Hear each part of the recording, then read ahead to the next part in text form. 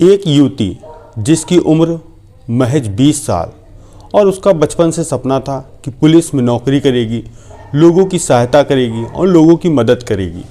और हुआ भी कुछ ऐसा। उसने इंटर की परीक्षा पास की। कुछ महीने बाद पता चलता है यूपी पुलिस में सिपाही भर्ती की नौकरी निकली है और वह लड़की उस सिपाही नौकरी में फॉर्म भरती है और उसका सिलेक्शन भी हो जाता है।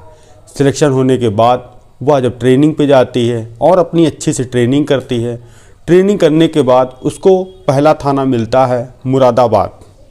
जब वह मुरादाबाद थाने में गई तभी उसकी मुलाकात एक दरोगा से हुई और उस दरोगा ने उस लड़की के साथ कुछ ऐसा किया, वाकई में वो हैरान कर देने वाला था। और जब वह अपनी शिकायत लेकर एसपी के पास जाती है तो एक ऐसा हैरान कर देने वाला सच निकलकर सामने आता है जिसको सुनने के बाद आप भी कल्पना नहीं कर सकते और आप भी हैरान और परेशान हो जाएंगे यह कहानी सुनकर। इसीलिए मेरी आपसे अपील है कि आप लोग अंत तक कहानी में ज़रूर जुड़े रहें और जो आपके सुझाव हों वह भी साझा करें। नमस्कार, मेरा नाम रवि है। मैं आशा उम्मीद करता हूं आप लोग बहुत अच्छे होंगे, अपना बहुत बहुत ख्याल रख रहे होंगे और रवि क्राइम स्टोरी में आप सभी का स्वागत है। यह सच्ची घटना है अमरोहा की। अमरोहा में एक जो महिला सिपाही तैनात थी, तभी वह जाती है अमरोहा के एसएसपी से मिलने के लिए। वो तारीख थी 3 जनवरी 2024। एसएसपी आवास में जाती है और तभी कहती है कि मुझे जो यहाँ के एसपी हैं उनका नाम है कुंवर अनुपम सिंह, उनसे मुलाकात करनी है। जो वहाँ पे कांस्टेबल था पूछता है क्या मामला है, तो कहती है मेरे साथ बहुत गलत हुआ है, किसी और ने नहीं, जो मेरे दरोगा सहपाठी हैं उन्होंने मेरे साथ 3 बार रेप किया है और जिससे मैं गर्भवती हुई। उन्होंने मेरा अबॉर्शन तक करवाया और जब मैंने इसका विरोध किया तो वो मुझे ब्लैकमेल करने की धमकी दे रहे हैं। अब कुंवर जो थे अनुपम सिंह से मुलाकात कराई जाती है तो वह युवती अपनी कहानी बताती है एसपी साहब को। एसपी साहब तभी जो वहाँ की सीओ थी जिनका नाम था अंजलि कटारिया, उनको इस मामले की जांच सौंपी जाती है और जो महिला थाना था वहाँ पे इसकी एफआईआर दर्ज कराई जाती है। जब अंजलि कटियार उस महिला का बयान लेती हैं तो बयान सुनने के बाद उनकी आंख भी नम हो जाती है कि आखिर एक दरोगा एक महिला अपनी मित्र के साथ ऐसा कैसे कर सकता है। तभी महिला बताती है साल 2019, जो कि वो महिला रहने वाली थी अलीगढ़ से, अलीगढ़ की रहने वाली थी और उसका उत्तर प्रदेश पुलिस में चयन हुआ था। चयन होने के बाद उसकी ट्रेनिंग हुई। ट्रेनिंग सकुशल करने के बाद उसको पहली पोस्टिंग मिलती है मुरादाबाद की। मुरादाबाद में एक थाना है, थाने में उसकी कार्य था महिला हेल्प डेस्क पर बैठना और लोगों की सहायता करना। रात की ड्यूटी थी, समय 8 बजे से सुबह का 6 बजे और वह अपनी ड्यूटी पर बैठी थी और तभी उसकी मुलाकात होती है वहाँ के ही इंस्पेक्टर ललित चौधरी, जो कि बुलंदशहर के रहने वाले थे। तभी उस महिला को वो देखते हैं और हंसते हैं, पूछते हैं मैडम आप कहाँ से हैं, तो वह लड़की बोलती है मैं जो हूँ वो हूँ अलीगढ़ की। तभी दरोगा कहते हैं अरे क्या बात है, मेरा अलीगढ़ में ननिहाल है, मैं भी वहीं का ही रहने वाला हूँ या मेरी ननिहाल वहीं की है। अब लड़की भी हंस देती है, कहती है ये तो सर बहुत अच्छी बात है कि हम दोनों लोग एक ही जगह से हैं और आसपास के ही हैं। अब यहाँ से उस महिला कांस्टेबल और दरोगा के बीच बातचीत होना जारी होता है और तभी सुबह का 6 बजता है जब महिला मित्र जो थी जाने के लिए अपने थाने से निकलती है तो दरोगा तभी कहता है कि तुम्हारा घर कहाँ पड़ता है, तो वो कहती है जो मुरादाबाद रेलवे स्टेशन है उसी के आगे मेरा घर है। तो दरोगा कहता है उसी रास्ते में मेरा भी घर पड़ता है, क्यों ना तुम मेरे साथ बैठ के चलो अगर तुमको कोई एतराज़ ना हो। पहले महिला कांस्टेबल कहती है नहीं सर आप चले जाइए, मैं चली जाऊंगी। मगर 2-3 बार जब ललित चौधरी दरोगा बोलता है तो महिला बैठ जाती है। बैठने के साथ वहाँ से गाड़ी लेकर निकलते हैं।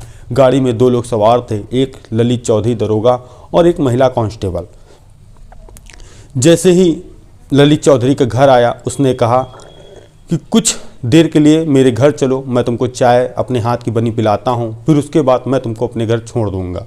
महिला कांस्टेबल पहले तो बोला सर मुझे यहीं उतार दीजिए, मैं साधन करके अपने घर चली जाऊंगी, यहाँ से 2-3 किलोमीटर है, कोई ज़्यादा दूर नहीं है। ललित चौधरी ने फिर बोला कि पहली बार मिले हैं, कम से कम मेरा घर देख लो चल के, और कुछ बातचीत वहाँ बैठ के कर लेंगे।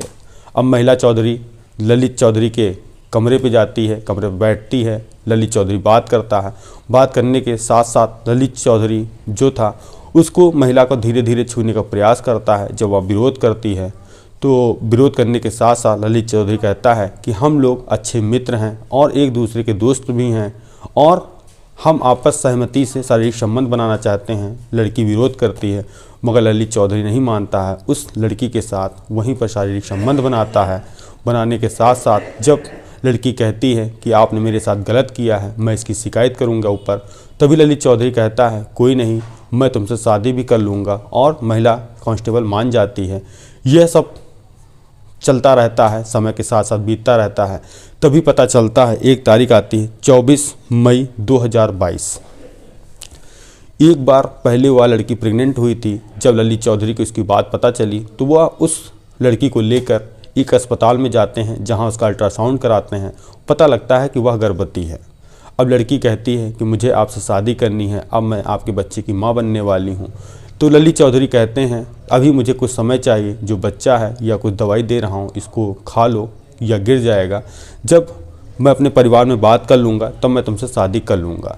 तभी 22 मई 2022 आती है, तभी वह दूसरी बार प्रेग्नेंट होती है और जब इसकी जानकारी ललित चौधरी को देती है तो वह क्रोधित होता है। कहता है कि जैसा तुमने पहले किया था, गोली खा के बच्चा गिराया था, ऐसा इस बार भी कर लो।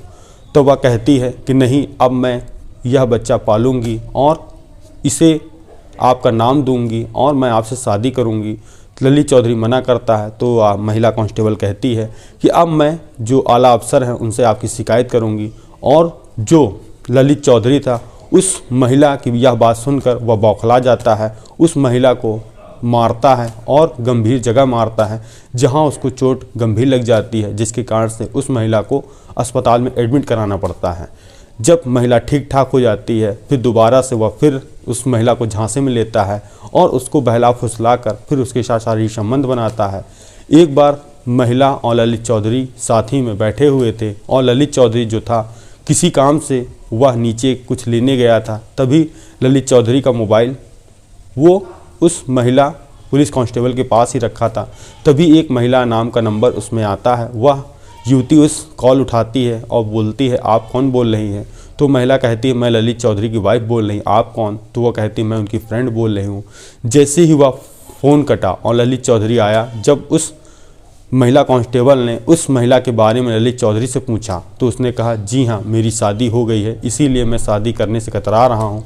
यह बात सुनकर महिला कांस्टेबल काफ़ी क्रोधित हुई। क्रोधित होने के बाद गुस्से में उसने कह दिया आज के बाद मुझे तुम संपर्क मत करना, और ऐसा कुछ करने की कोशिश की तो इसका अंजाम बहुत बुरा होगा। और बोली कि तुम अपनी ज़िंदगी में खुश रहो, मैं अब आगे की ज़िंदगी अपनी खुश करूँगी। तभी महिला कांस्टेबल अपने जो मुरादाबाद घर जाती है, अपने घर वालों से कहती है कि मुझे अब शादी करनी है, और घर वाले भी कुछ ऐसा करते हैं कि वह उसकी शादी करा देते हैं।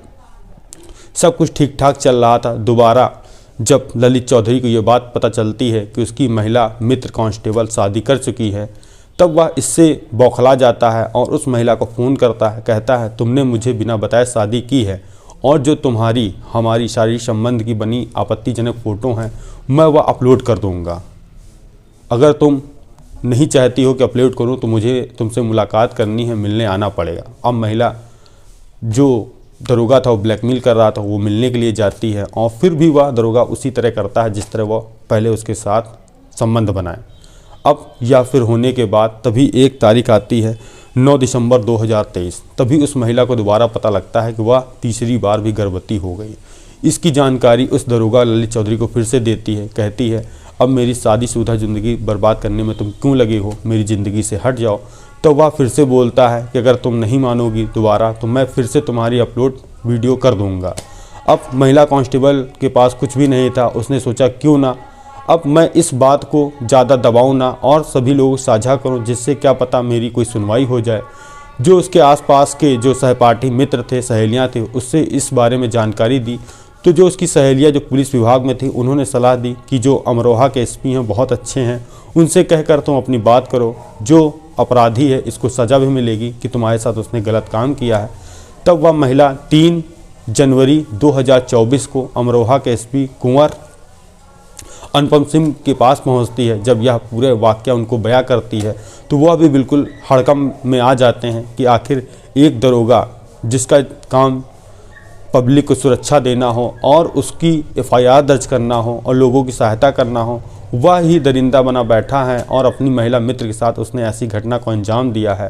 तभी जो कुंवर अनुपम सिंह उस व्यक्ति के खिलाफ गंभीर धाराओं में मुकदमा दर्ज करवाते हैं और जो उसका भाई था ललित चौधरी का, जिसका नाम था परवीन, जिसने भी उस महिला को धमकी दी थी, तुमको जान से मारने की धमकी दी थी और उसने कहा था कि यह जो तुम एफआईआर की हो इसको वापस ले लो, और उसमें उसकी पत्नी रूपाली का भी हाथ था, दरोगा की पत्नी के।